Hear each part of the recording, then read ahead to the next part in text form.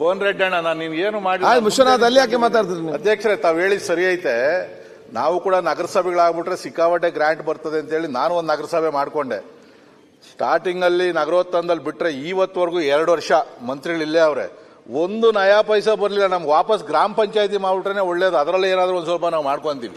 ಪಾಪ ಸಚಿವರು ನಾವು ನಿಂತ್ಕೊಂಡು ಏನ್ ಮಾಡೋದು, ಸಹಾಯಕರಾಗಿದ್ದಾರೆ. ಅದರದ್ದು ಅಪ್ಗ್ರೇಡೇಷನ್ ಮಾಡೋದು ಇಂಪಾರ್ಟೆಂಟ್ ಅಲ್ಲ. ಅದಕ್ಕೆ ಬೇಕಾಗಿರ್ತಕ್ಕಂಥ ಸಿಬ್ಬಂದಿ, ಮೂಲಭೂತ ಸೌಕರ್ಯ ಎಲ್ಲ ಕೊಡಂಗಿದ್ರೆ, ಸಾಮರ್ಥ್ಯ ಇದ್ರೆ ಅದನ್ನ ಅಪ್ಗ್ರೇಡೇಷನ್ ಮಾಡ್ಲಿ. ಇಲ್ಲಾಂದ್ರೆ ದಯವಿಟ್ಟು ಮಾಡಕ್ ಹೋಗಿ ಹೇಳ್ದಂಗೆ ಪರಿಸ್ಥಿತಿ ಎಲ್ಲ ಹಂಗೆ ನಗರಸಭೆಗಳು ಸಭೆಗಳು ಎಲ್ಲ ಅವ್ರು ಬರುವಂತ ದುಡ್ಡಲ್ಲಿ ಖರ್ಚು ಮಾಡ್ಬೇಕು ಸಭಾಧ್ಯಕ್ಷ.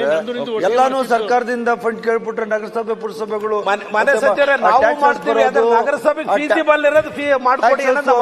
ಮಾಡ್ಬೇಕು.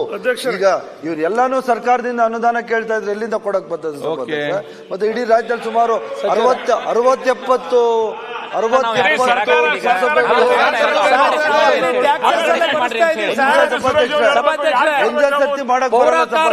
ಕೂಡ ನಾವು ತೆರಿಗೆ ಸಂಗ್ರಹಿಸತಕ್ಕಂಥದ್ದೆಲ್ಲ ಕೊಡ್ತಾ ಇದ್ದೀವಿ. ಕೋನ್ ರೆಡ್ಡಣ್ಣ ನಾನು ನಿನ್ಗೇನು ಮಾಡಿ ವಿಶ್ವನಾಥ್ ಅಲ್ಲಿ ಯಾಕೆ ಮಾತಾಡ್ತೀರಿ? ಅಧ್ಯಕ್ಷರೇ, ತಾವು ಹೇಳಿದ್ ಸರಿ ಐತೆ.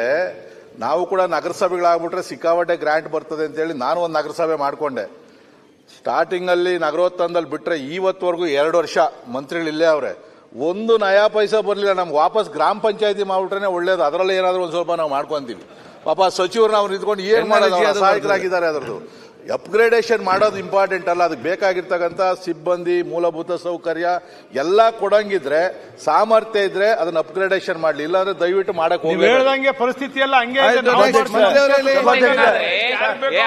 ನಗರಸಭೆಗಳು ಸಭೆಗಳು ಎಲ್ಲ ಅವ್ರು ಬರುವಂತ ದುಡ್ಡಲ್ಲಿ ಖರ್ಚು ಮಾಡ್ಬೇಕು ಸಭಾಧ್ಯಕ್ಷ. ಎಲ್ಲಾನು ಸರ್ಕಾರದಿಂದ ಫಂಡ್ ಕೇಳ್ಬಿಟ್ರೆ ನಗರಸಭೆ ಪುರಸಭೆಗಳು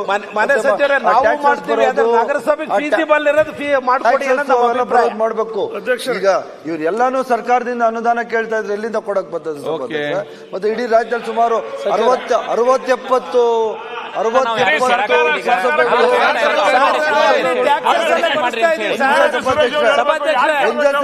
ಪೌರ ಕಾರ್ಮಿಕರಿಗೂ ಕೂಡ ನಾವು ತೆರಿಗೆ ಸಂಗ್ರಹಿಸತಕ್ಕಂಥದ್ದೆಲ್ಲ ಕೊಡ್ತಾ ಇದ್ದೀವಿ. ಸೌರಪ್ರಕಾಶ್